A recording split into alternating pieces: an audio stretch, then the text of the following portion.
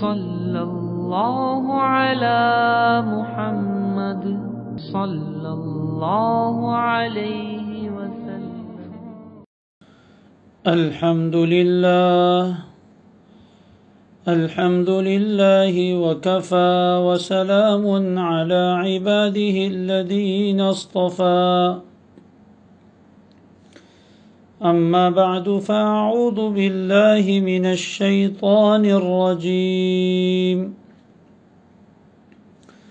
بسم اللہ الرحمن الرحیم۔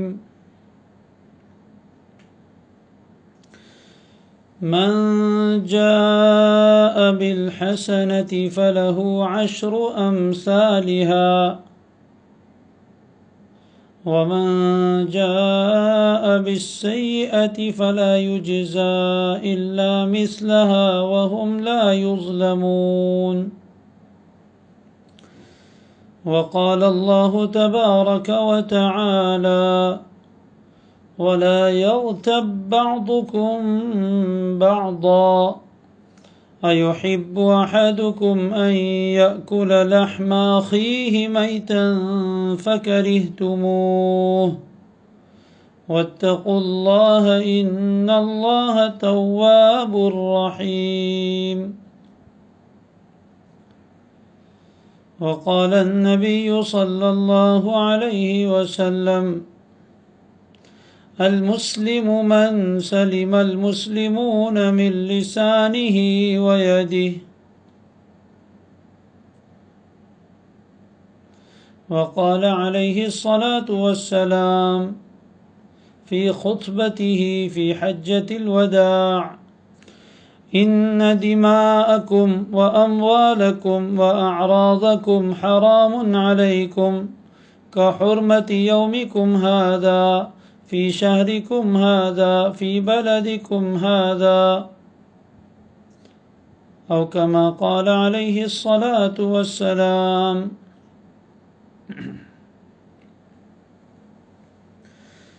اللهم صل على سيدنا محمد وعلى آل سيدنا محمد وبارك وسلم۔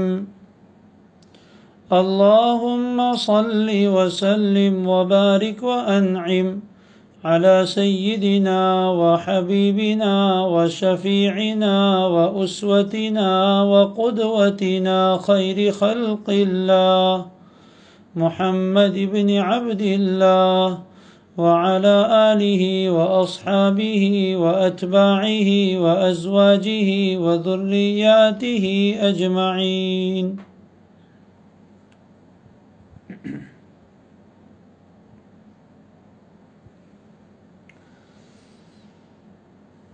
بہت ہی احترام کے قابل میرے دینی بھائیوں، دوستوں، بزرگوں اور عزت مآب ماؤں اور بہنوں، رمضان المبارک کا یہ مبارک مہینہ چل رہا ہے، نیکیوں کا سیزن ہے، نیکیوں کا موسم ہے۔ الحمدللہ ثم الحمدللہ، اللہ تبارک و تعالی کا بے حد احسان اور کرم کہ ہم میں سے ہر مسلمان کسی نہ کسی درجے میں نیکیوں میں لگا ہوا ہے۔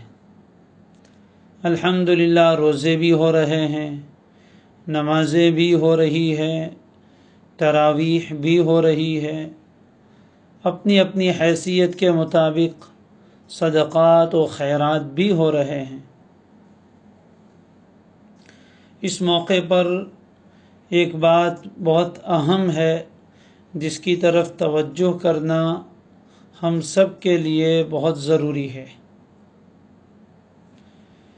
ایک تو ہے نیکی کرنا، اور دوسرا ہے نیکی کی حفاظت کرنا، اس نیکی کو بچانا اور اس نیکی کو محفوظ کر کے بچا کر اللہ تبارک و تعالی کے پاس میدان حشر میں لے کر پہنچ جانا، یہ دونوں چیزیں الگ ہے۔ نیکی کرنا بہت آسان ہے اور نیکی کی حفاظت کرنا اور اس کو بچانا بہت مشکل کام ہے۔ نیکی کرنے والے تو الحمدللہ بہت ہیں، لیکن نیکی کی حفاظت کرنے والے اور اس کو بچانے والے بہت کم لوگ ہیں۔ پہلے بھی میں نے یہ بات کسی موقع پر عرض کی ہے کہ ہمارا دشمن شیطان پہلے تو یہی چاہتا ہے کہ کوئی مومن نیکی کر ہی نہ پائے، لہذا نیکی کرنے سے ہی روکتا ہے۔ لیکن اگر کوئی اللہ تعالیٰ کی توفیق سے ہمت کرے اور نیکی کر گزرے تو پھر اس ملعون کی کوشش یہ ہوتی ہے کہ اس نیکی کو ضائع کروا دے، نیکی کو برباد کروا دے۔ اور قرآن مجید میں اللہ تبارک و تعالی نے جو بات ارشاد فرمائی ہے اس پر تھوڑا غور کیا جائے تو معلوم ہوتا ہے کہ نیکی کرنے پر نہیں، نیکی لے کر آنا۔ فرمایا من جاء بالحسنۃ فلہ عشر امثالها، جو آدمی نیکی لے کر آئے گا، ایسا نہیں فرمایا جو نیکی کرے گا، جو نیکی لے کر آئے گا اللہ کے پاس تو اس کو اس جیسی 10 نیکیاں بدلے میں دی جائے گی۔ کسی اور جگہ فرمایا کہ جتنی نیکی اس نے کی ہے اس سے زیادہ بہتر بدلہ اس کو دیا جائے گا۔ اور برائی کے بارے میں بھی یہی فرمایا وَمَنْ جَاءَ بِالسَّيِّئَةِ، جو برائی لے کر آئے گا تو اس کو جتنی برائی کی ہے اتنی ہی سزا دی جائے گی۔ کوئی ظلم نہیں ہوگا کہ برائی چھوٹی کی اور سزا زیادہ ملے، ایسا نہیں ہوگا۔ یہ اللہ کا عدل ہے، انصاف ہے۔ اور نیکی کے معاملے میں اللہ تعالیٰ کا فضل ہے کہ نیکی ایک کرے اور ثواب 10 دے، اور اس سے بھی زیادہ جس کے لیے چاہتے ہیں بڑھاتے ہیں، یہ اپنا فضل ہے۔ اور برائی کے معاملے میں اللہ نے عدل کا اور انصاف کا معاملہ کیا ہے کہ جتنی برائی کی اتنی ہی سزا دیں گے۔ اتنی بات تو ہم سب جانتے ہیں کہ کوئی انسان سے گناہ سرزد ہو جائے اور اس کے بعد وہ نیکیاں کریں تو نیکی کی برکت سے گناہ معاف ہو جاتے ہیں۔ قرآن مجید میں اس کا بھی بیان ہے ان الحسنات یذہبن السیئات، فرمایا کہ نیکیاں برائیوں کو مٹا دیتی ہے، نیکیاں برائیوں کو ختم کر دیتی ہے۔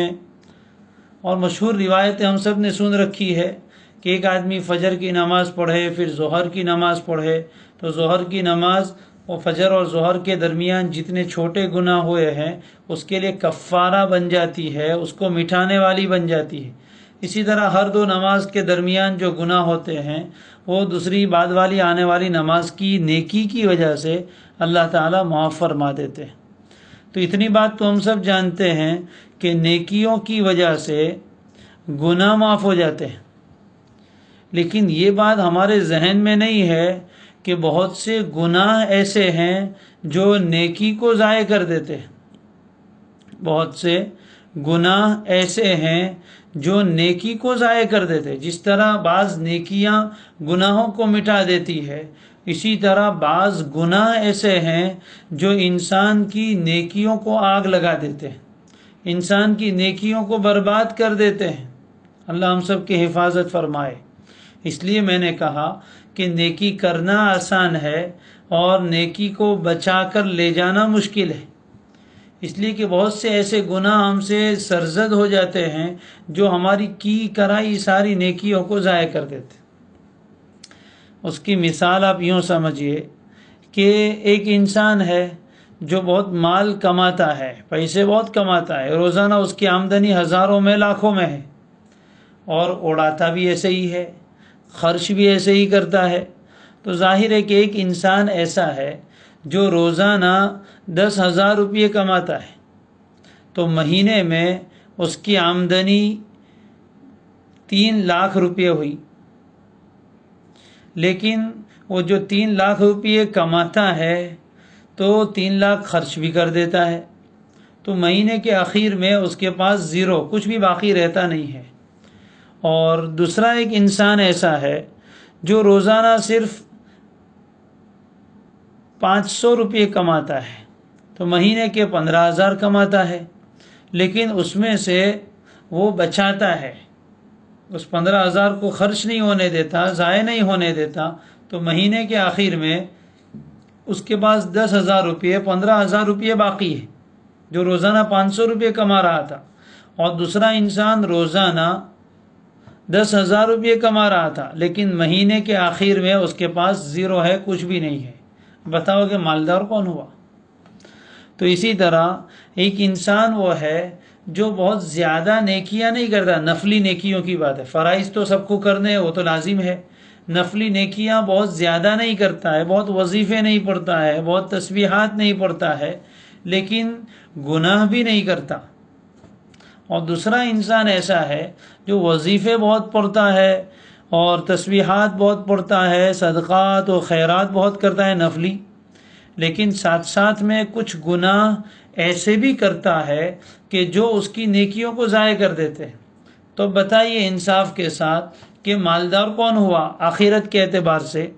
وہ جو بہت زیادہ نیکیاں کرتا ہے اور بہت زیادہ اڑاتا ہے وہ، یا کم نفل نیکیاں کرتا ہے لیکن گناہوں سے اپنے آپ کو بچاتا ہے؟ تو نتیجہ اور انجام کے اعتبار سے اس کے پاس نیکیاں زیادہ ہوگی۔ ایک انسان ایک تھیلا لے کر نکلے اور اس کے نیچے سوراخ ہو اور اس تھیلے میں اوپر سے سونے کی چیزیں ڈالتا رہے، تو اوپر سے ڈالتا ہے اور نیچے سوراخ میں سے وہ چیز نکل رہی ہے، تو تھیلے میں کچھ بھی باقی نہیں رہے گا۔ اور دوسرا انسان ایسا ہے جس کی تھیلی بہت اچھی ہے، اس میں کہیں سے سوراخ نہیں ہے، تو جو بھی کچھ تھیلے میں ڈالتا ہے وہ سب محفوظ اور جمع رہتا ہے۔ تو یہی حال ہمارا بھی ہے۔ نبی اکرم صلی اللہ علیہ وآلہ وسلم نے ایک روایت میں بیان فرمایا، جس سے اندازہ ہوگا، آپ نے ایک مرتبہ صحابہ کرام رضوان اللہ علیہم اجمعین سے سوال کیا کہ تم جانتے ہو کہ مفلس آدمی کون ہے؟ مفلس، فقیر، غریب آدمی کون ہے؟ تمہارے درمیان تم مفلس اور غریب کس کو سمجھتے ہو؟ صحابہ کرام رضوان اللہ علیہم اجمعین نے عرض کیا کہ اللہ کے رسول، ہم تو غریب اور مفلس اس کو سمجھتے ہیں جس کے پاس نہ درہم ہو نہ دینار ہو، یعنی نہ مال ہو، نہ پیسہ ہو، نہ سونا ہو، نہ چاندی ہو، وہ آدمی ہم اس کو مفلس اور فقیر اور غریب سمجھتے ہیں۔ آپ صلی اللہ علیہ وآلہ وسلم نے ارشاد فرمایا، میری امت کا مفلس، میری امت کا غریب وہ نہیں ہے جس کو تم غریب و مفلس سمجھتے ہو۔ تو پھر کون ہے آپ کی امت کا مفلس اور غریب کون ہے؟ آپ صلی اللہ علیہ وآلہ وسلم نے ارشاد فرمایا کہ میری، برابر دھیان سے سنیں، کان کھول کر سنیں، دل کے کانوں سے سنیں، اللہ کرے یہ باتیں ہمارے دلوں میں اتر جائے۔ فرمایا میری امت کا مفلس وہ آدمی ہے جو کل قیامت کے دن آئے گا پہاڑوں جیسی نیکیاں لے کر۔ کل قیامت کے دن وہ آئے گا تو اس کے پاس نیکیاں کتنی ہوگی؟ پہاڑوں جیسی نیکیاں ہوں گی، یعنی بہت زیادہ نیکیاں لے کر آئے گا، لیکن انسانوں کے اور بندوں کے حقوق میں اس نے بڑی کوتاہیاں کی ہے۔ انسانوں کے حقوق میں، بندوں کے جو حقوق ہیں وہ ادا نہیں کیے تھے، لوگوں کو بہت ستایا تھا، لوگوں کا حق مار دیا تھا، لوگوں کو تکلیف دی تھی، لوگوں کا دل دکھایا تھا۔ آپ نے فرمایا ولیکن اکل مال ھذا، کسی کا مال کھا گیا تھا، کسی کی زمین ہڑپ کر گیا تھا، کسی کا حق بنتا تھا وہ نہیں دیا تھا، وراثت میں کسی کا حق تھا وہ نہیں دیا تھا، یا کسی کا مال کھا گیا، یعنی کسی سے ادھار لیا اور پھر ادا ہی نہیں کیا، قرضہ لیا اور دیا ہی نہیں، کسی کا مال کھا گیا، کسی کے اوپر ہاتھ اٹھایا، وضرب ھذا، کسی کو مار پٹائی کی، ناحق کسی پر ہاتھ اٹھایا، وشتم ھذا، کسی کو ناحق گالی گلوچ کی، برا بھلا کہا، یہ سب حقوق لینے والے انسان کل قیامت کے دن اس کے پاس اپنا حق وصول کرنے آئیں گے. دنیا میں تو اس نے ادا نہیں کیا تھا تو اپنا حق وصول کرنے کے لیے وہاں آئیں گے. اللہ تعالیٰ اس دن دینار درہم روپیے پیسے کچھ چلنے والا نہیں ہے، نہ دوستی چلتی ہے، نہ وہاں خرید و فروخت ہوگی. وہاں تو نیکیاں ہوں گی اور گناہ ہوں گے. چنانچہ اللہ تبارک و تعالیٰ انصاف کریں گے. دنیا میں حق ادا نہیں کیا تو آج حق ادا کیا جائے گا. چنانچہ ان حق مانگنے والے لوگوں کو اس آدمی کی نیکیوں میں سے دیا جائے گا کہ اس میں سے اتنی نیکیاں لے جاؤ. چنانچہ سب حق والے اس کی اپنے اپنے حصے کے مطابق نیکیاں لے جائیں گے، یہاں تک کہ آپ صلی اللہ علیہ وسلم نے فرمایا کہ اس آدمی کی ساری نیکیاں ختم ہو جائے گی. لوگوں کو دینے میں ساری نیکیاں ختم ہو جائے گی، لیکن ابھی حق کا مطالبہ کرنے والے باقی ہیں. اب کوئی نیکی تو ہے نہیں کہ وہ دی جائے، تو پھر کہا جائے گا کہ اب یوں کرو کہ جن کا حق لینا ہے ان کے گناہ اس کے سر پہ ڈال دو. چنانچہ ان کے گناہ اس کے سر پہ ڈالے جائیں گے. نتیجہ یہ ہوگا کہ کل میدان محشر میں آیا تو تھا بڑی نیکیاں لے کر، لیکن اب ایسا مفلس بن گیا، ایسا قلاش بن گیا، ایسا فقیر بن گیا، ایسا اس کا دیوالیہ نکلا کہ اب اس کے پاس کوئی نیکی نہیں ہے اور گناہوں کے انبار ہے. پھر حکم دیا جائے گا کہ اس کو گھسیٹ کر جہنم میں ڈال دو. نبی اکرم صلی اللہ علیہ وسلم نے فرمایا کہ میری امت کا مفلس یہ انسان ہے جو اتنی ساری نیکیاں کرے گا لیکن اس کی نیکیاں اس کو کچھ کام نہیں آئے گی. ساری نیکیاں دوسرے لوگ لے اڑیں گے. اتنی محنت سے نیکیاں خود کی تھی اور سب دوسروں کو دے دینی پڑے گی. نتیجہ یہ ہوگا کہ اپنے پاس کوئی نیکی باقی نہیں رہے گی اور اس کو جہنم میں ڈال دیا جائے گا. اس روایت سے اندازہ لگائیے کہ بندوں کے حقوق کتنے اہم ہیں کہ اگر انسان اس میں کوتاہی کرے گا تو اس کی نیکیاں ضائع ہو جاتی ہیں. ایسے بہت سارے اعمال ہیں کہ جن سے نیکیاں ضائع ہوتی ہیں. بعض گناہ تو اتنے خطرناک ہے کہ زندگی کی ساری ہی نیکیوں کو ختم کر دیتے ہیں. جیسے کوئی انسان نعوذ باللہ کفر کرے، کوئی کفریہ جملہ اپنی زبان سے نکالے تو زندگی میں جتنی نیکیاں کی تھی سب نیکیاں ختم. کوئی قرآن مجید میں ہے یا ایھا الذین آمنوا لا ترفعوا اصواتکم فوق صوت النبی ولا تجهروا له بالقول كجهر بعضكم لبعض ان تحبط اعمالكم وانتم لا تشعرون. نبی اکرم صلی اللہ علیہ وسلم کا ادب، آپ کا احترام بہت بڑی چیز ہے. جو انسان اللہ کے نبی کے سامنے بلند آواز سے بات کرے، اونچی آواز میں بات کرے، تو فرمایا کہ کہیں ایسا نہ ہو کہ اس کی وجہ سے تمہاری ساری نیکیاں ختم ہو جائے اور تمہیں پتہ بھی نہ چلے. بہت سی مرتبہ ایسا ہوتا ہے کہ انسان تو یوں سمجھتا ہے کہ میں تو بہت نیکیاں کرتا ہوں، لیکن وہاں جا کے پتہ چلے گا کہ وہ کتنی نیکیاں باقی رہی ہے. تو بہرحال بعض گناہ ایسے ہیں جس سے ساری نیکیاں ختم ہو جاتی ہیں، اور بعض گناہ ایسے ہیں کہ جس سے تمام کی تمام نیکیاں تو ختم نہیں ہوتی، لیکن جیسا گناہ اسی کے بقدر نیکیاں ختم ہوتی ہے. مثال یوں سمجھیے کہ نیکی روشنی ہے، نور ہے، اور گناہ اندھیرا ہے. جتنی روشنی آپ کریں گے اتنا اندھیرا دور ہوگا، اور جتنا اندھیرا کرو گے اتنی روشنی چلی جائے گی. بھائی رات کا وقت ہے، اندھیرا ہے کمرے میں، آپ نے نائٹ لیمپ جلایا، چھوٹا سا بلب جلایا، تو ظاہر ہے کہ اس سے تھوڑا سا اندھیرا دور ہوگا، تھوڑی سی ہلکی ہلکی روشنی ہوگی، بہت سا اندھیرا باقی رہے گا. اور آپ نے کوئی بڑا بلب جلا دیا تو سارا کمرہ روشن ہو جائے گا، جگمگ ہو جائے گا. اور آپ نے روشن کمرے میں سے لائٹ گل کر دی اور اندھیرا اس میں لے آئے تو روشنی ختم ہو جائے گی. یہی حال نیکی اور گناہوں کا ہے کہ جیسا بڑا گناہ ہوگا ویسی ہی نیکیاں ختم ہوتی چلی جائے گی. ان گناہوں میں سے جو نیکیوں کو بہت زیادہ ختم کر دیتے ہیں ان میں سے ایک بہت ہی خطرناک گناہ ہے غیبت. ہم سب جانتے ہیں غیبت کسے کہتے ہیں، اور عام طور پر ہم سب تقریباً اس گناہ میں مبتلا ہیں. اللہ ہم سب کو نجات عطا فرمائے. آج کی اس مبارک رات کی اور اس مجلس کی برکت سے اللہ تعالیٰ اس گناہ سے ہمیں ہمیشہ کے لیے چھٹکارا عطا فرمائے، نجات عطا فرمائے۔ سننے سے پہلے ہی نیت کر لیجئے کہ انشاءاللہ آج سے اس گناہ سے پکی توبہ، سچی توبہ کہ اب ہمیں یہ گناہ نہیں کرنا ہے۔ یہ اتنا خطرناک گناہ ہے کہ اپنے اکاؤنٹ میں سے نیکیاں دوسرے کے اکاؤنٹ میں ٹرانسفر کرنے کی ہے، کہ خود اتنی محنت سے نیکی کماؤ اور دوسرے کے اکاؤنٹ میں نیکیاں ڈالتے رہو۔ تو یہ کتنی بیوقوفی کی بات ہے کہ انسان اتنی محنت سے نیکیاں کمائے اور دوسروں کو دے دے فری میں، اور اس میں اپنا کوئی فائدہ بھی نہ ہو۔ تو یہ اتنا خطرناک گناہ ہے۔ علماء اکثر جمہور علماء فرماتے ہیں کہ غیبت کبیرہ گناہ ہے، بڑا گناہ ہے، کبیرہ گناہ۔ قرآن مجید میں اللہ تبارک و تعالی نے عجیب و غریب انداز میں غیبت کا بیان فرمایا۔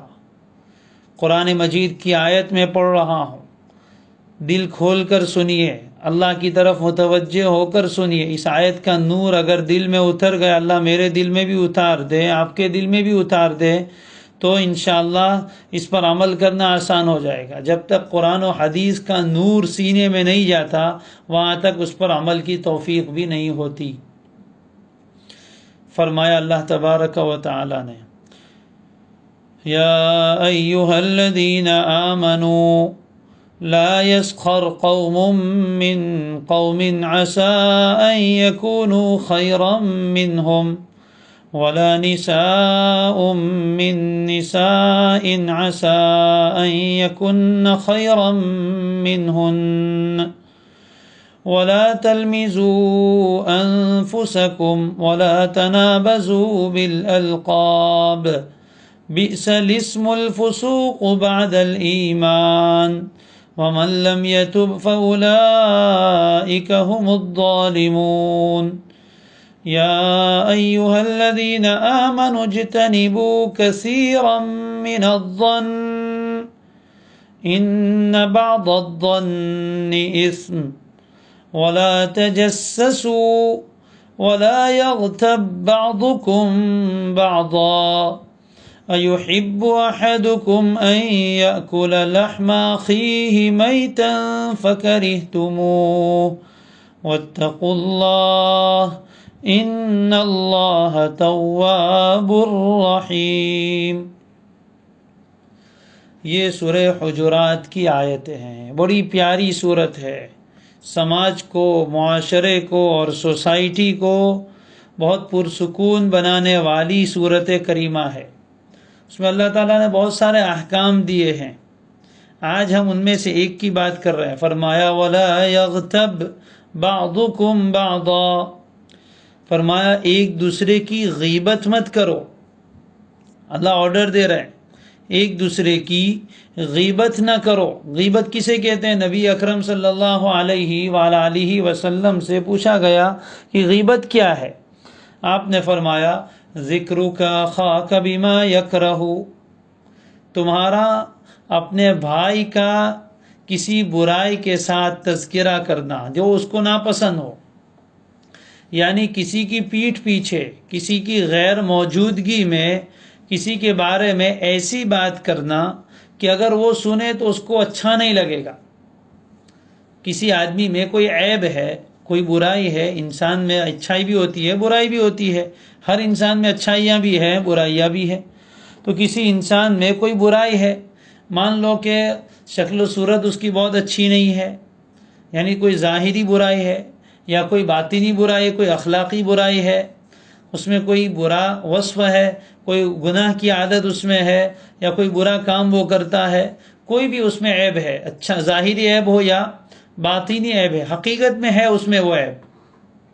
اب آپ اس کی پیٹھ پیچھے، اس کے سامنے، اس کی پیٹھ پیچھے اس کی وہ برائی بیان کر رہے ہیں، فلاں تو ایسا کالیا ہے، فلاں ایسا بدصورت ہے، اس کی آنکھیں ایسی ہے، اس کی ناک ایسی ہے، اس کا قد ایسا ہے، یا اس میں فلاں برائی ہے، وہ تو لوگوں کا بہت برا چاہتا ہے، بہت برا انسان ہے، زانی ہے، چور ہے، ڈاکو ہے، مثال کے طور پر اس طرح کی کوئی بات اس کی پیٹھ پیچھے کی، وہ بہت برا انسان ہے، تو یہ غیبت کہی جائے گی جبکہ اس میں وہ چیز موجود ہو تو تو اللہ تعالیٰ فرماتے وَلَا يَغْتَبْ بَعْضُكُمْ بَعْضًا، تم میں سے کوئی ایک دوسرے کی پیٹھ پیچھے اس کی برائی نہ کرے، اس کا عیب بیان نہ کرے۔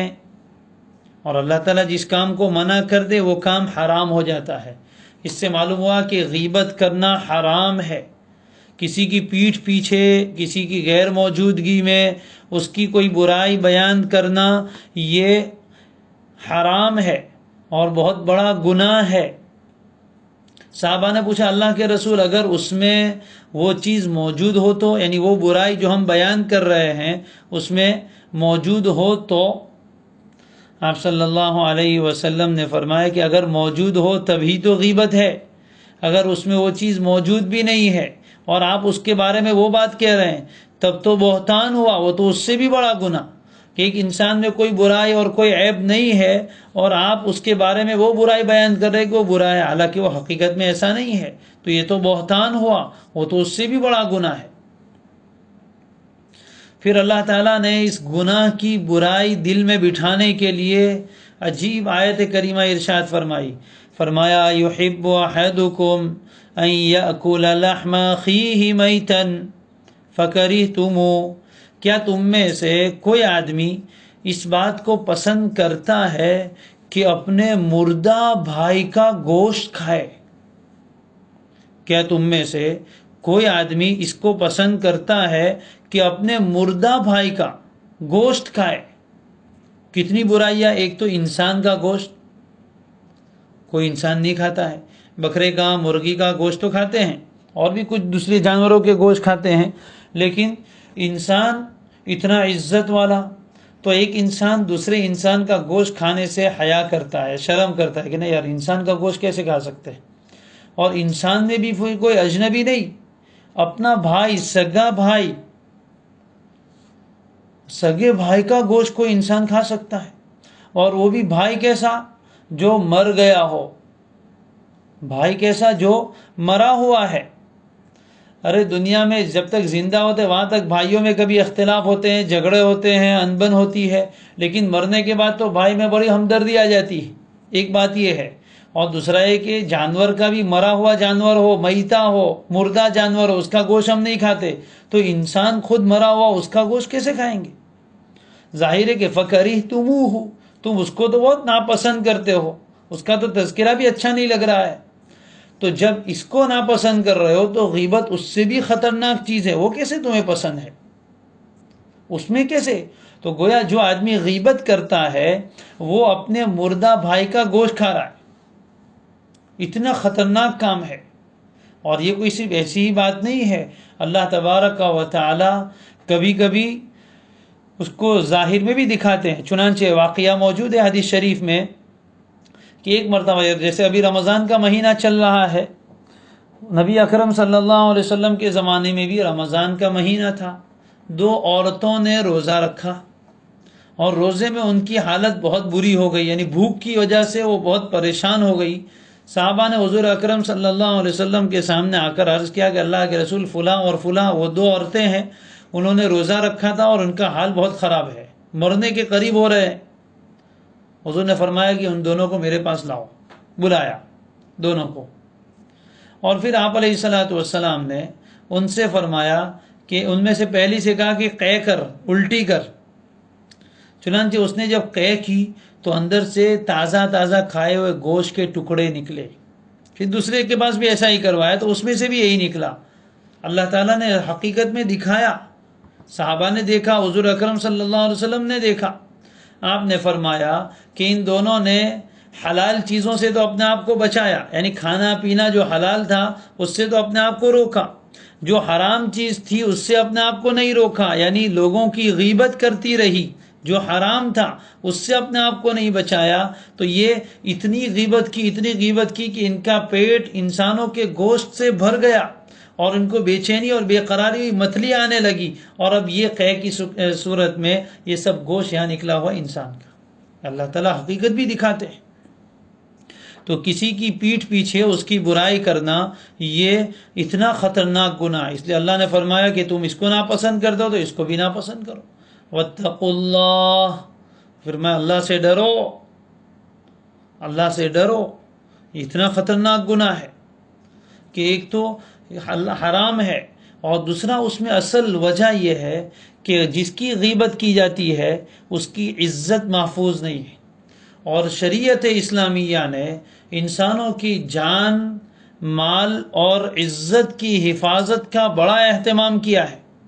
ایک انسان کی اور خصوصاً مسلمان کی جان، اس کا مال اور اس کی عزت، تینوں چیزیں اللہ کے یہاں بہت اونچا مقام رکھتی ہے۔ وہ مشہور روایت ہے، حضرت عبداللہ ابن عمر رضی اللہ تعالی عنہما نے ایک مرتبہ بیت اللہ شریف کو مخاطب کر کے کہا تھا، اس کو پکار کر کہا تھا، بیت اللہ تیرا احترام اور تیری عزت بہت زیادہ ہے، لیکن مومن کی عزت تجھ سے بھی زیادہ ہے۔ اور نبی اکرم صلی اللہ علیہ وسلم نے حجۃ الوداع والا جو خطبہ آخری سال حج فرمایا، اور اس میں جو خطبہ دیا تھا، مشہور خطبہ ہے، اللہ ہمیں اس کو سمجھنے کی اور اس پر عمل کرنے کی توفیق دے۔ اس میں جملے ارشاد فرمائے تھے، صحابہ سے پوچھا تھا کہ آج کون سا دن ہے؟ صحابہ نے عرض کیا اللہ اور اس کے رسول ہی زیادہ جانتے ہیں۔ فرمایا کون سا مہینہ ہے؟ فرمایا صحابہ نے عرض کیا کہ اللہ اور اس کے رسول زیادہ جانتے ہیں۔ فرمایا کون سا شہر ہے؟ فرمایا کہ اللہ اور اس کے رسول زیادہ جانتے۔ سب کچھ معلوم تھا، لیکن ادب کا تقاضا یہ تھا کہ جواب دینے کے بجائے اللہ اور اس کے رسول کو ہی زیادہ جاننے والا بتایا جائے کہ آپ ہی بتا دیجئے۔ پھر آپ نے فرمایا کیا یہ احترام والا دن نہیں ہے، یعنی 10ویں ذی الحجہ جس کو ہم عید الاضحیٰ کہتے ہیں، قربانی کی عید کہتے ہیں، کیا یہ احترام والا دن نہیں ہے؟ صحابہ نے کہا ضرور۔ فرمایا یہ احترام والا مہینہ یعنی ذی الحجہ کا مہینہ نہیں ہے؟ فرمایا ضرور۔ فرمایا کہ یہ احترام والا شہر یعنی مکہ نہیں ہے؟ فرمایا بالکل۔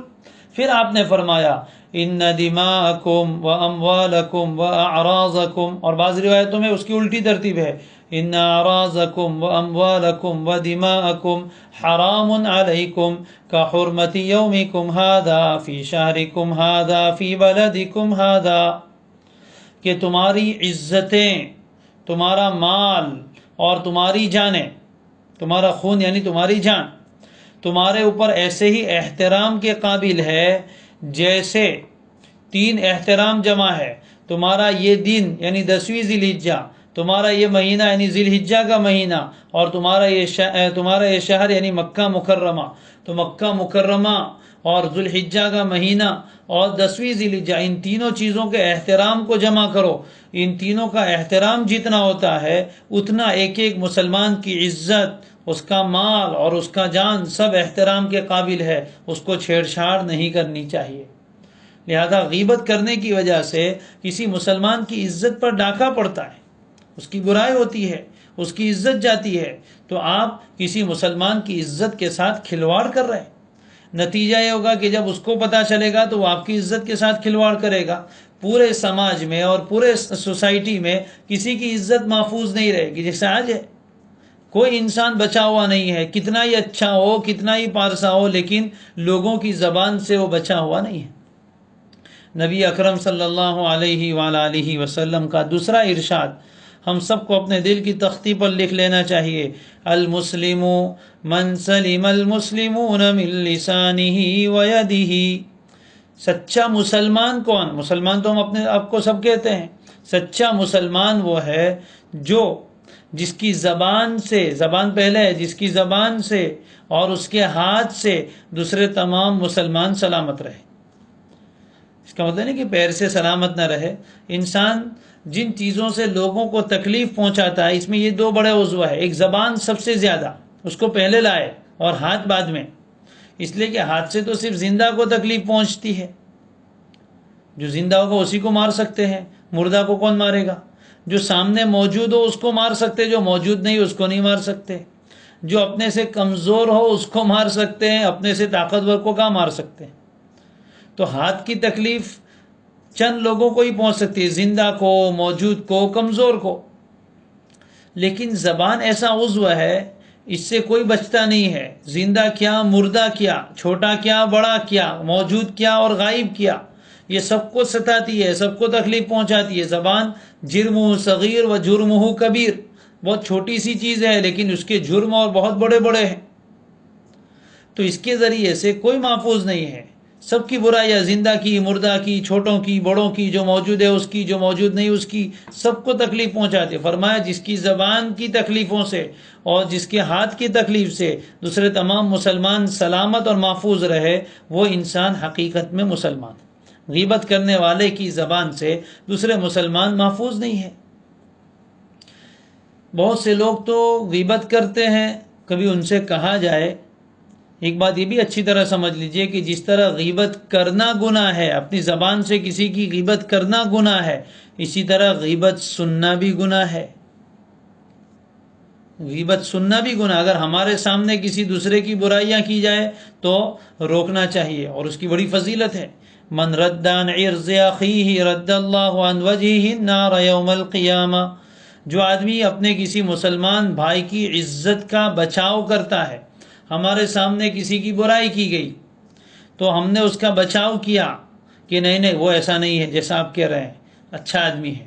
آپ نے کسی مسلمان کی عزت کو بچایا تو اس کے بدلے میں اللہ قیامت کے دن ہمارے چہروں سے آگ کو بچا لیں گے، ہمارے چہروں کو آگ سے بچا لیں گے.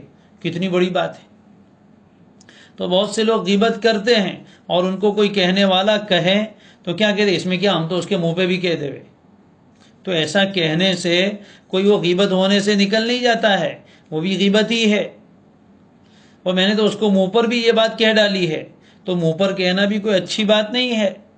وَيْلٌ لِكُلِّ هُمَزَةٍ لُمَزَةٍ. دونوں پر، پیٹھ پیچھے برائی کرنے والے کے لیے بھی ہلاکت ہے، اور کسی کے منہ پر اس کو تانا دینے والا، منہ پر کہنے کو تانا کہتے ہیں، تو منہ پر تانا دینے والا وہ بھی ہلاکت کا مورد ہے، وہ بھی ہلاک ہوگا. اس لیے وہ بھی کوئی اچھی بات نہیں ہے. بہت سی مرتبہ غیبت ہمدردی کے انداز میں ہوتی ہے. یار مجھے بہت غم ہوا، بیچارہ وہ آدمی ہے نا، اس نے ایسا ایسا، اس میں یہ برائیاں ہیں. اب یہ ہمدردی کے انداز میں اس کا عیب بیان کر رہا ہے، یہ بھی غیبت میں داخل ہے. بہت سی مرتبہ دعائیہ انداز میں، اللہ معاف کرے اس کو، تو بیچارہ بہت ایسا تھا. اب یہ دعائیہ لہجہ ہے، ہمدردی کا لہجہ ہے کہ ہم اس کو لے دعا کر رہے ہیں، لیکن دعا کے ساتھ ساتھ اس کی برائی بھی بیان کر رہے ہیں، یہ بھی غیبت میں داخل ہے. اس لیے سب سے آسان بات یہ ہے غیبت سے بچنے کے لیے، جو موجود نہیں اس کی بات نہیں، جو موجود نہیں اس کی بات نہیں. اچھی بات بھی مت کرو، شیطان بڑا خطرناک ہے. پہلے کسی کی تعریف شروع ہوتی ہے کہ وہ بہت اچھا انسان ہے اور ایسا ہے ایسا ہے، سب تعریف لمبی چوڑی کریں گے، اور اخیر میں ایک جملہ آئے گا لیکن. سب باتیں اچھی ہے لیکن ایک بات ایسی ہے. اب یہ ایک بات جو ایسی آئی جس نے سب چیزوں پر پانی پھیر دیا. اور غیبت کتنی خطرناک چیز ہے، اس کا وبال کتنا بڑا. حدیث شریف میں ہے، نبی اکرم صلی اللہ علیہ وسلم جب معراج پر تشریف لے گئے تو آپ کو بہت سارے مناظر دکھائے گئے، بہت سے سین آپ کو دکھائے گئے.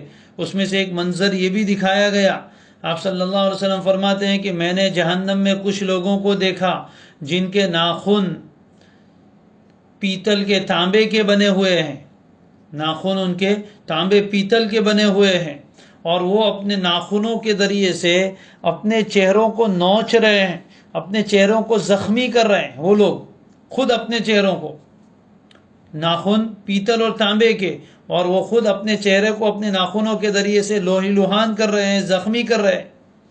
حضور نے حضرت جبریل سے پوچھا کہ یہ کون لوگ ہیں جو ایسے، جن کو عذاب مل رہا ہے؟ حضرت جبریل نے فرمایا یہ وہ لوگ ہیں جو انسانوں کا گوشت کھاتے تھے، جو انسانوں کا گوشت کھاتے تھے اور لوگوں کی عزتوں پر حملے کرتے تھے. ان لوگوں کو آج یہ سزا دی جا رہی. اس لیے یہ گناہ بڑا خطرناک ہے، اپنی نیکیوں کو ٹرانسفر کروانے والا ہے. کسی بزرگ نے کہا تھا کہ اگر میں کسی کی غیبت کرتا تو اپنی ماں کی کرتا اور کسی کی نہیں. لوگوں نے تعجب سے پوچھا کہ کوئی آدمی اپنی ماں کی بھی غیبت کرتا ہے؟ کہا کہ ہاں، اگر میں کرتا نہیں، اگر میں کرتا کسی کی تو اپنی ماں کی کرتا. تو کہا کیوں؟ کہا جو آدمی غیبت کرتا ہے اس کی نیکیاں جس کی غیبت کر رہا ہے اس کے اعمال نامے میں چلی جاتی ہے. تو میں اپنی نیکی اگر کسی کو دوں تو اپنی ماں کو ہی دے سکتا ہوں، کسی اور کو نہیں دے سکتا. یہ تو سمجھانے کے لیے ایک بات تھی، اس کا مطلب نہیں کہ ماں کی غیبت کرنی ہے. تو یہ ہماری ہر مجلس، چاہے نیک لوگوں کی ہو یا عام مجلس ہو، اس میں لوگوں کی باتیں اور لوگوں کی ٹوہ میں لگنا، کون کیا کر رہا ہے. اس لیے غیبت سے پہلے جن چیزوں سے منع کیا گیا ان میں سے ایک بدگمانی ہے. انشاءاللہ کسی دن اللہ نے موقع دیا تو ایک مستقل گناہ ہے. تجسس، کسی کی جاسوسی میں پڑنا، کون کہاں جا رہا ہے، کون کیا کر رہا ہے، ان سب چیزوں کے پیچھے پڑنا، قرآن نے اسی سے منع کیا. اور غیبت کا نقصان یہ ہے کہ غیبت چھپائے چھپتی نہیں ہے. آپ جس کے سامنے بات کرو گے اس کے پیٹ میں بات رہنے والی نہیں ہے. وہ جا کے اس کو کہے گا، یا کسی نے کسی طرح اس آدمی کو پتہ چل ہی جائے گا جس کی آپ نے غیبت اور برائی کی. اب وہ انسان جب سنے گا کہ آپ نے اس کی برائی کی تو وہ آپ کی برائی کرے گا. اس کے دل میں آپ کے لیے عداوت اور دشمنی پیدا ہوگی، برائی پیدا ہوگی. نتیجہ ہوگا کہ سماج میں نفرتیں پھیلے گی، سماج پنپ نہیں پائے گا، سماج میں خوشیاں نہیں آئے گی، بلکہ عداوت، دشمنی، بغض پیدا ہوگا. اور پورا معاشرہ، پورا سماج، پوری سوسائٹی، پورا خاندان یہ آپس میں تباہ و برباد ہو جائے گا. اس لیے اللہ تعالیٰ کو غیبت بالکل پسند نہیں. بعض جگہ تو یہ فرمایا گا غیبت تو زنا سے بھی سخت اور خطرناک ہے. بعض جگہ تو اس کو بدترین سود کہا ہے کہ سود اور بیاج کی سب سے بری قسم یہ ہے کہ انسان کسی کی برائی اور غیبت کرے. عیب سے کوئی خالی نہیں ہے، ہر انسان میں برائیاں ہیں، ہر انسان میں عیب ہے. اپنے کون سے دودھ کے دھوئے ہوئے ہیں؟ اپنا منہ کبھی آئینے میں دیکھ لے. اپنے عیب کی خبر نہیں تھی، وہاں تک دوسروں کے عیب نکالتے رہے. اگر ہم اپنے آپ کو دیکھنے والے بن جائیں تو انشاءاللہ پھر دوسروں کے عیب نظر نہیں آئیں گے. جب تک نہ تھی اپنے عیبوں کی خبر، دیکھتے رہے لوگوں کے عیب و ہنر. جب تک نہ تھی اپنے عیبوں کی خبر، دیکھتے رہے اوروں کے عیب و ہنر. پڑی جو اپنے عیوب پر نظر، نگاہ میں کوئی برا نہ رہا. جب تک اپنے عیب کا پتہ نہیں تھا وہاں تک دوسروں کے عیب اور ہنر دیکھتے رہے، لیکن جب اپنے عیوب پر نظر پڑی تو پھر نگاہ میں کوئی برا نہ رہا. اپنے عیوب کیا کم ہے؟ دراصل غیبت کرنے والا بڑا متکبر ہوتا ہے، وہ اپنے آپ کو بہت اچھا سمجھتا ہے، اس لیے دوسروں کی برائی کرتا ہے. اپنے آپ کو بہت اچھا سمجھتا ہے کہ میرے اندر کوئی عیب نہیں ہے، بس وہ جس کی برائی کر رہا ہے اسی میں عیب ہے. اور آج تو ایسا دور ہو گیا ہے، ہر کس و ناقص جس پر چاہے زبان چلاتا ہے. خود علم کے نام پر ایک چیز نہیں آتی اور بڑے بڑے علماء پر اپنی زبان کھولتا ہے کہ وہ ایسا کر رہا ہے، نا وہ مولوی ایسا ہے، نا فلاں عالم ایسے ہیں، نا ان کو ایسا نہیں کرنا چاہے. پوری دنیا کو صلاح مشورے دینے بیٹھے ہیں. اپنے گھر کا ہی دیکھ لینا، پوری دنیا کا دیکھ رہے ہیں. اور یہ بات یاد رکھیے کہ ایک ہے عوام کی غیبت اور برائی کرنا، اور ایک ہے علماء کی غیبت اور برائی کرنا. یہ بہت خطرناک ہے. اور لوگوں نے کہا ہے کہ علماء کا گوشت زہریلا ہے، یعنی علماء کی غیبت کرنا تو گوشت کھانا ہے. یہ گوشت بہت زہریلا ہے، ہضم نہیں ہوگا، تباہ و برباد کر دیتا ہے. اس لیے اپنی زبان کو ہمیں بہت زیادہ حفاظت سے استعمال کرنا چاہیے. کیا ملے گا کسی کی برائی کرنے سے؟ وہ تو سدھرنے والا نہیں ہے. ہاں اچھائی تو یہ تھی کہ جس کی برائی ہے اسی کو ڈائریکٹ جا کر کہیے، اگر ہمت ہے، آپ کی رسائی وہاں تک ہے. اور نہیں ہے تو پھر اس کے لیے دعا کر دیجئے، اس کے لیے دعا کر دیجئے کہ اللہ آپ نے مجھے اس عیب سے بچایا ہے، میرا کوئی کمال نہیں ہے، آپ میرے اس بھائی کو، میری اس بہن کو بھی بچا لیجئے. اس کے لیے دعا کر دیجئے، اس کی خیر خواہی ہے. اور ماحول کے نام پر کیا کرے، ماحول بہت بگڑ گیا ہے اور محلے کا ماحول بہت خراب ہو گیا. فلاں کے گھر میں دیکھو نا ایسا ہے، نا فلاں کے گھر میں ایسا ہے، نا فلاں کے گھر میں ایسا ہے. اب یہ ہمدردی اور دینداری کے نام پر غیبت ہو رہی ہے، کبھی ہمدردی کے نام پر، کبھی دعا کے نام پر. تو اس طرح کسی کے عیب بیان نہیں کرنے چاہیے بلکہ چھپانا چاہیے. حدیث شریف میں فرمایا من ستر مسلما سترہ اللہ یوم القیامہ. جو کسی مسلمان کے عیب کو چھپاتا ہے اللہ تبارک و تعالی قیامت کے دن اس کے عیب کو چھپائیں گے. اور جو لوگوں کے عیوب کو ظاہر کرتا ہے، لوگوں کی چھپی ہوئی باتوں کو تلاش کرتا ہے، وہ دنیا میں بھی رسوا ہوتا ہے، ذلیل ہوتا ہے، اور آخرت میں بھی رسوا ہوگا. اس لیے کہ جیسا عمل ویسی سزا ملے گی. حضور نے فرمایا یا معشر من اسلم بلسانہ ولم یفضل ایمان الی قلبہ. اے ان لوگوں کی جماعت جو اپنی زبان سے تو اسلام لے آئے ہو لیکن ایمان ابھی دل کے اندر تک نہیں اترا. یہ عجیب جملہ ارشاد فرمایا کہ تم زبان سے مسلمان ہو گئے ہو لیکن ایمان ابھی دل کے اندر تک نہیں اترا ہے. فرمایا لا تؤذوا المسلمین ولا تتبعوا عوراتهم. بعض روایت میں ولا تغتابوا بھی ہے. مسلمانوں کو ایذا نہ پہنچاؤ، انہیں تکلیف نہ دو. ہر طرح کی تکلیف سے بچاؤ، اور ان کی چھپی ہوئی چیزوں کی ٹوہ میں نہ پڑو، اندر سے کھود کریک کے سب کے عیوب مت نکالو۔ وہ خوردبین، چھوٹی چھوٹی چیزوں کو دیکھنے والی آتی ہے نا خوردبین، اور دوربین لگا کے لوگوں کو عیوب مت دیکھو۔ خوردبین اور دوربین لگا کے لوگوں کو عیوب دیکھتے ہیں۔ خوردبین کہتے ہیں چھوٹی چھوٹی چیزوں کو دیکھنے والا، ٹیلیسکوپ ہوتا ہے، وہ چھوٹی چھوٹی چیزیں بھی اس میں بڑی دکھتی ہے، اور دور والی چیزوں کو بھی قریب کر کے دکھاتا ہے۔ تو اپنی نگاہوں پر خوردبین اور دوربین لگا کے لوگوں کو عیوب مت تلاش کرو، اس لیے کہ اللہ کے نبی صلی اللہ علیہ وسلم نے فرمایا کہ جو کوئی آدمی مسلمانوں کے عیوب تلاش کرے گا، اللہ تعالیٰ اس کو رسوا کر دے گا، اس کے فجیتے ہوں گے، فضیحت ہوگی، رسوائی ہوگی، اگرچہ وہ اپنے گھر کے بیچ میں بیٹھا ہو۔ اس لیے بڑی خطرناک چیز ہے۔ بہت سی مرتبہ عیوب آدمی کو دوسروں میں نظر آتے ہیں، حقیقت میں اپنی آنکھ میں عیوب ہوتے ہیں۔ دیکھنے والوں کا بھی فرق ہوتا ہے۔ ایک کہیں کہانی پڑھی تھی کہ ایک میاں بیوی اپنے فلیٹ میں رہتے تھے، اور ان کے یہاں کانچ کی کھڑکی لگی ہوئی تھی، اور ان کے سامنے دوسرا ایک اپارٹمنٹ تھا، اس میں بھی ایک گھر والے رہتے تھے۔ روزانہ میاں بیوی چائے پینے کے لیے ٹیبل پر بیٹھتے تھے، اور سامنے والی عورت اپنے کپڑے دھونے کے بعد سکھانے کے لیے ڈالتی تھی۔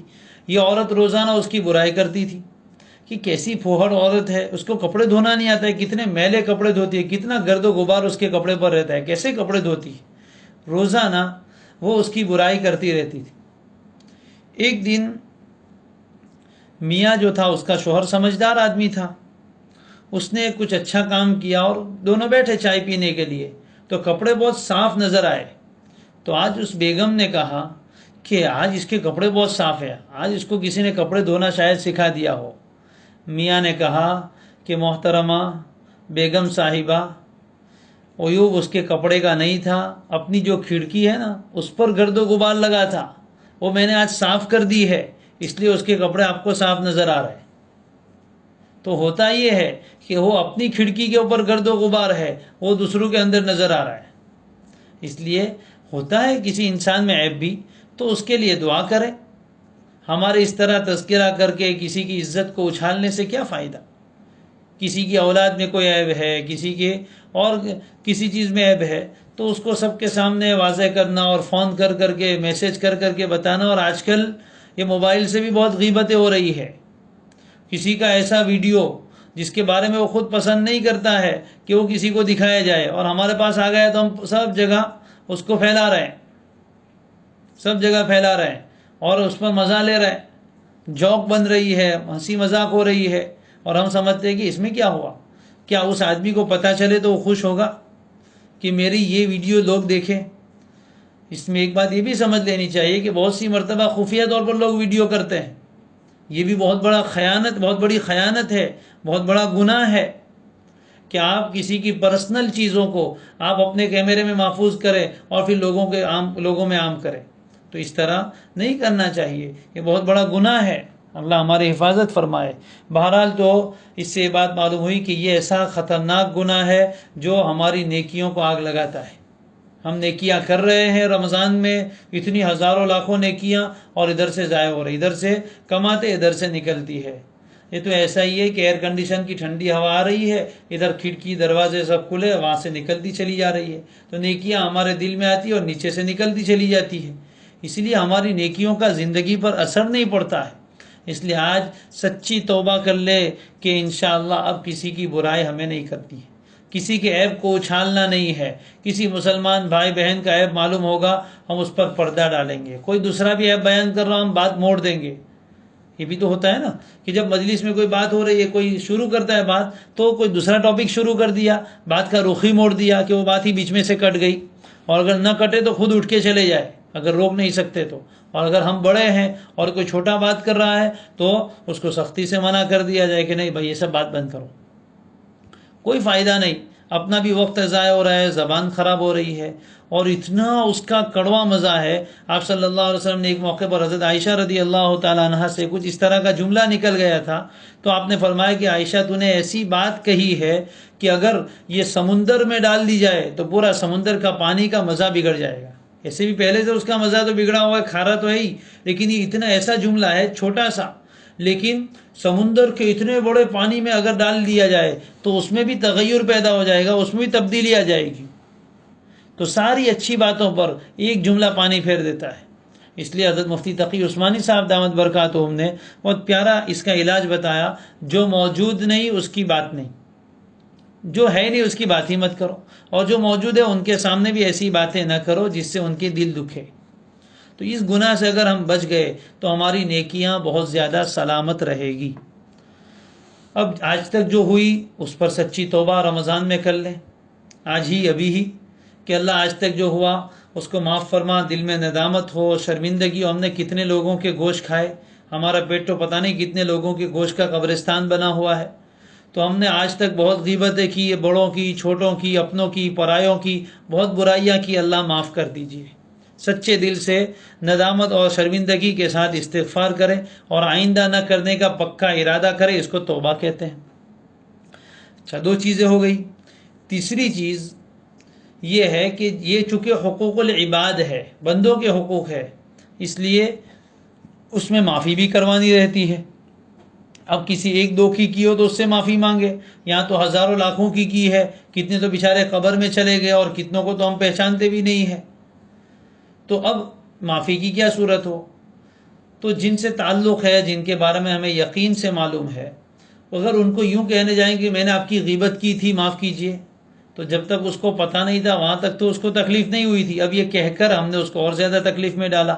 تو علماء فرماتے ہیں کہ اگر اس طرح کہہ کر معافی مانگنے کی صورت میں اس کو تکلیف ہوتی ہو تو پھر یوں نہ کہا جائے، بلکہ مختصر طور پر معافی مانگی جائے، جو ہمارے یہاں بولتی بھی رہتے ہیں، بھائی کہا سنا معاف کرنا، بولا چالا معاف کرنا.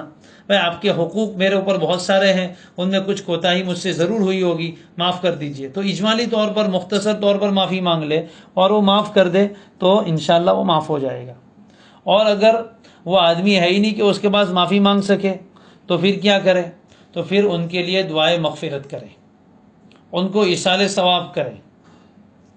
جو لوگ موجود نہیں ہے، جن سے معافی نہیں مانگ سکتے، تو ان کے لیے دعائے مغفرت کریں، ان کے لیے ایصال ثواب کریں. نبی اکرم صلی اللہ علیہ وسلم کی ایک دعا ہے عجیب. آپ نے فرمایا، اللہ میں بھی ایک بندہ ہوں، میں بھی ایک انسان ہوں، مجھ سے بھی کچھ غلطی ہو سکتی ہے.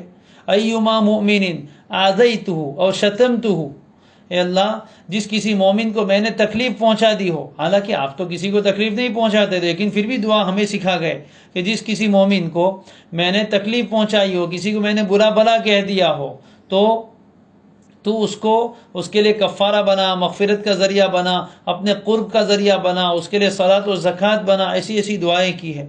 تو ہمیں بھی چاہیے کہ اپنی دعاؤں میں ان لوگوں کے لیے دعا کرے جن کی ہم سے جانے انجانے میں غیبت ہو گئی ہے. تو ہماری یہ دعاؤں کی برکت سے اللہ تعالیٰ ان کو خوش کر دیں گے اور قیامت کے دن وہ ہماری نیکیاں نہیں لیں گے، اس لیے کہ ہم نے نیکیاں پہلے ان کے اکاؤنٹ میں اپنی طرف سے ٹرانسفر کروا دی ہے، احسان کیا ہے، ان کے لیے دعائیں مغفرت کی ہے، ان کو کچھ ثواب پہنچایا ہے. تو انشاءاللہ یہ پچھلے گناہوں کی تلافی ہو جائے گی. اس کا مطلب کوئی یہ نہ سمجھے کہ اب جس کی چاہے غیبت کر لو، بعد میں اس کے لیے دعائیں مغفرت کر دو اور اس کو ثواب پہنچا دو. ایسا نہیں کرنا ہے. جو ہو گئی اس کی بات ہے. آئندہ تو انشاءاللہ ہمیں کسی کی بھی برائی نہیں کرنی. اپنی ہی برائیاں بہت ہے، اس کو ہی دیکھتے رہیں.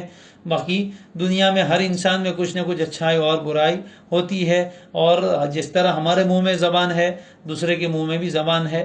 جس طرح ہم دوسروں کی برائی کریں گے، لوگ ہماری بھی برائی کریں گے. اس لیے ہمیں چاہیے کہ ہم اپنی زبان سے کسی کی بھی برائی نہ نکالیں، کسی کے عیب کو بیان نہ کریں. عیب ہے تو اس کو چھپائے، ہاں براہ راست اس سے جا کر کہیں. ہمارا معاملہ عجیب ہے، جس میں کوئی عیب ہے اس کو تو جا کر کہتے نہیں ہیں، پوری دنیا کے سامنے اس کا تذکرہ کرتے ہیں. اگر آپ کو صحیح معنی میں ہمدردی تھی اور آپ صحیح معنی میں اس کے خیر خواہ تھے تو براہ راست اس کو اچھے انداز میں سلیقے سے کہہ دیتے، اس لیے کہ غلطی کی اصلاح تو اس کو کرنی ہے، دوسروں کو نہیں کرنی ہے. گھروں میں بھی یہ معاملہ ہوتا ہے، اور یہ ایسا عجیب گناہ ہے کہ اولاد والدین کی غیبت کرتی ہے، والدین اولاد کی غیبت کرتے ہیں، اور عجیب و غریب معاملہ ہے. سماج میں یہ زہر ایسا پھیلا ہوا ہے کہ شاید و باید کوئی انسان اس سے بچاؤ. اگر آپ کو اپنی اولاد میں کوئی برائی نظر آ رہی، ڈائریکٹ اس سے بات کرو. دوسری اولاد کو مت کہو کہ تمہارا بھائی یہ کرتا ہے، تمہاری بہن یہ کرتی ہے، فلاں یوں کرتا ہے. اس سے کہنے سے کیا فائدہ؟ جس سے تکلیف ہے اس کو ڈائریکٹ کہہ دیا جائے. آپ کو والدین سے کچھ تکلیف ہے تو ان سے جا کے بات کیجیے. دوسروں کے سامنے بات کرنے سے کیا فائدہ؟ آپ کو اپنے بھائی سے کوئی تکلیف ہے تو اس سے بات کیجئے، دوسروں کے سامنے بات کرنے سے کیا فائدہ؟ تو اس لیے اس کا ہمیں خوب اہتمام کرنا چاہیے۔ اللہ تبارک و تعالیٰ اس مہلک گناہ سے، اس نیکیوں کا دیوالیہ نکالنے والے گناہ سے ہم سب کی حفاظت فرمائے۔ آج یہ کہنے کا مقصد یہ اللہ مجھے بھی اس سے محفوظ فرمائے۔ سب سے پہلا اپنی بات کا مخاطب میں ہی ہوں، میں سب سے پہلے اپنے آپ کو ہی کہتا ہوں اللہ مجھے بھی محفوظ فرمائے، اور آپ سب کو بھی اللہ تعالیٰ اس سے محفوظ فرمائے۔ تمام مسلمانوں کو ان گناہوں سے اللہ تعالیٰ محفوظ فرمائے، اور ایسے بڑے گناہوں سے اللہ ہمیں بچائے۔ ویسے ہی ہمارے پاس نیکیاں بہت کم ہے، اور یہ تھوڑی سی نیکیاں بھی اگر چلی گئی تو ہمارے ہاتھ میں کیا رہے گا؟ کچھ بھی نہیں رہے گا۔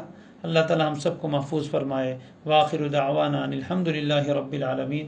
سبحان اللہ وبحمدہ، سبحانک اللہم وبحمدک، نشہد ان لا الہ الا انت ونستغفرک ونتوب الیک۔